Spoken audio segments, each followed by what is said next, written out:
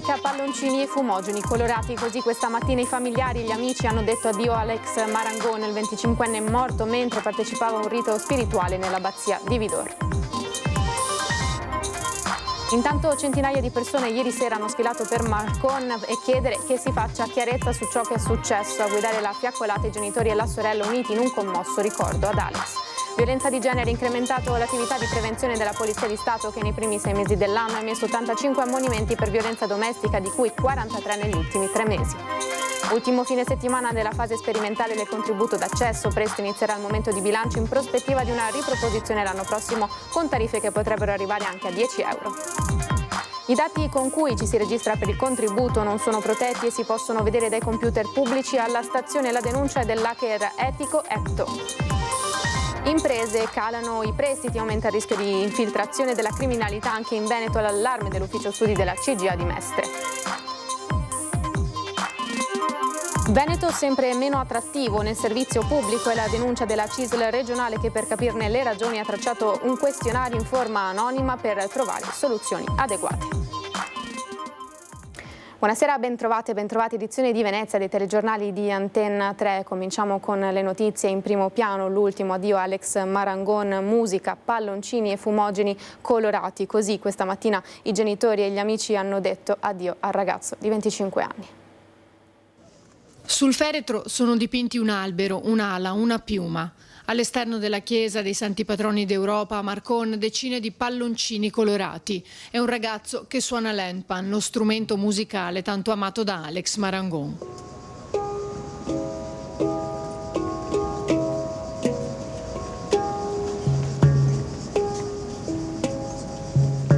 Così, questa mattina la famiglia, gli amici e la comunità hanno dato l'addio al 25enne che ha perso la vita nella notte tra il 29 e il 30 giugno mentre partecipava a un rito spirituale nell'abbazia di Vidor, nel Trevigiano.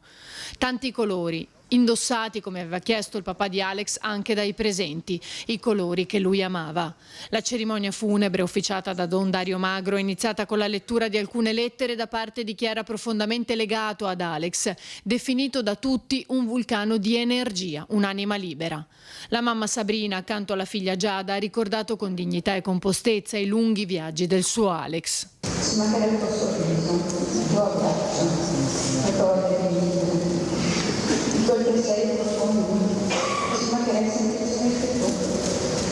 Abbiamo ancora scherzato, ma dobbiamo trovare la forza per andare avanti, per te, per la verità, non te lo meriti.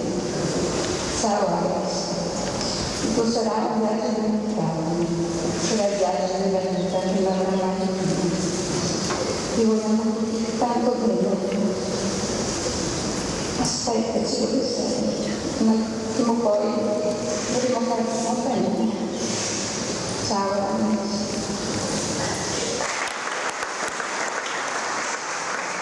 Poi, in chiesa, nel giorno in cui l'amministrazione ha proclamato il lutto cittadino, è risuonata la voce di Alex quando cantava e suonava The Messenger durante uno dei suoi viaggi.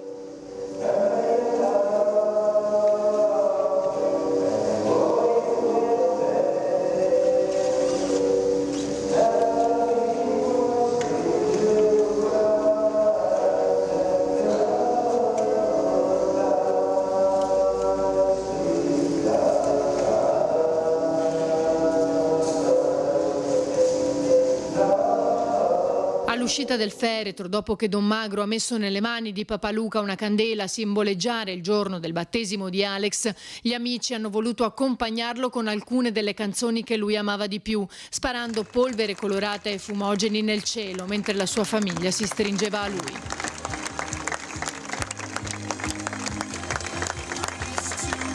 Sullo sfondo, lo striscione che chiede verità sulla morte di Alex, una verità che ancora non è stata trovata. E centinaia di persone ieri sera hanno voluto ricordare Alex Marangon nella fiaccolata che è stata svolta a Marcon. È un paese intero e non solo che si è stretto attorno alla famiglia Marangon per ricordare Alex e chiedere che si faccia chiarezza sulla sua tragica morte.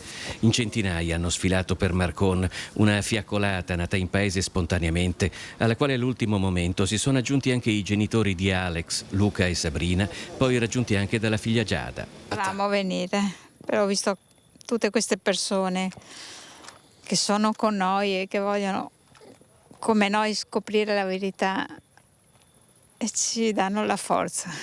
Abbiamo voluto esserci anche noi a questo evento. Luca, Sabrina e Giada hanno guidato il corteo con amici, parenti, conoscenti e semplici cittadini portando uno striscione che diceva verità per Alex. È successo qualcosa che lui non voleva fare o una situazione di pericolo. È scappato al controllo. Non sarebbe mai andato se sapeva che c'era qualcosa di pericoloso.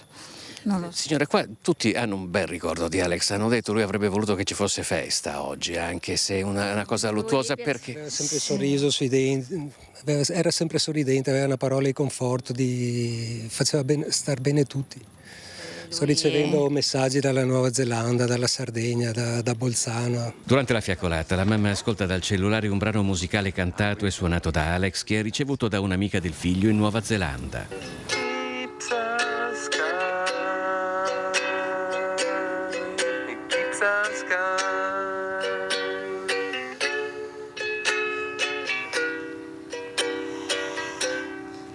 Aveva mille qualità.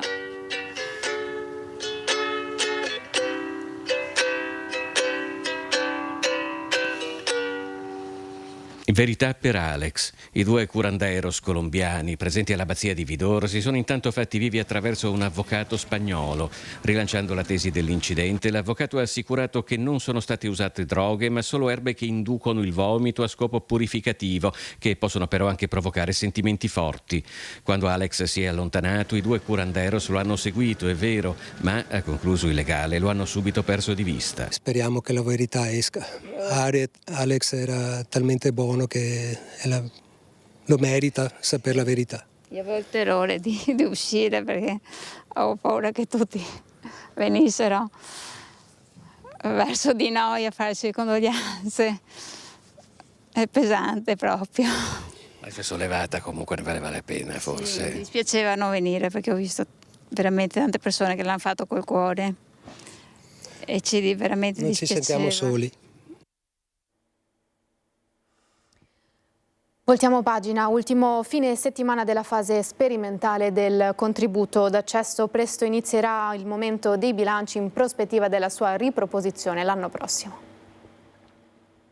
A Venezia è l'ultimo fine settimana di contributo d'accesso. La fase di sperimentazione di 29 giorni, attraverso la quale sono passate centinaia di migliaia di persone, è quasi terminata.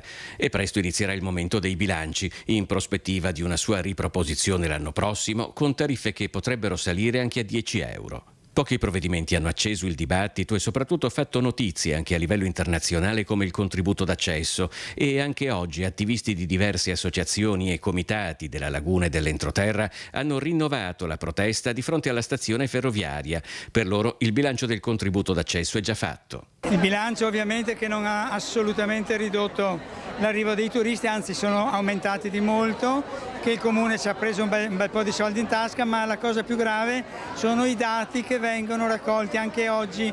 Chiedono chi è il tuo datore di lavoro, i tuoi parenti, perché vieni a Venezia, a chi vai a visitare in ospedale. C'è una marea di dati personali, è violata la privacy di migliaia, decine di migliaia di persone. Ma qual è la consapevolezza dei problemi di Venezia tra chi visita la città? Ad esempio il fatto che oramai i posti letto turistici superano abbondantemente i pochi residenti rimasti.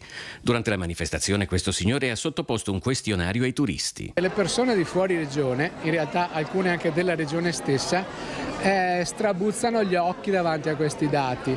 Io credevo e speravo fosse un dato comunemente inteso e invece ai noi è bene diffonderlo. Al di là del concetto di rendere Venezia un museo con tanto di biglietto d'ingresso, decretandone di fatto la fine come città, qui l'opinione diffusa è anche che il contributo d'accesso abbia basi giuridiche fragilissime. Per quello che è dato sapere non è arrivata nessuna multa, quindi Diverse persone hanno provato a farsi multare, al momento non ne sono arrivate. Perché secondo te? Scatenerebbe una querela giuridica sulla fragilità del sistema del regolamento comunale sul ticket d'accesso. I dati con cui ci si registra per il contributo d'accesso non sono protetti, ma si possono vedere dai computer pubblici della stazione. La denuncia è dell'hacker etico Epto.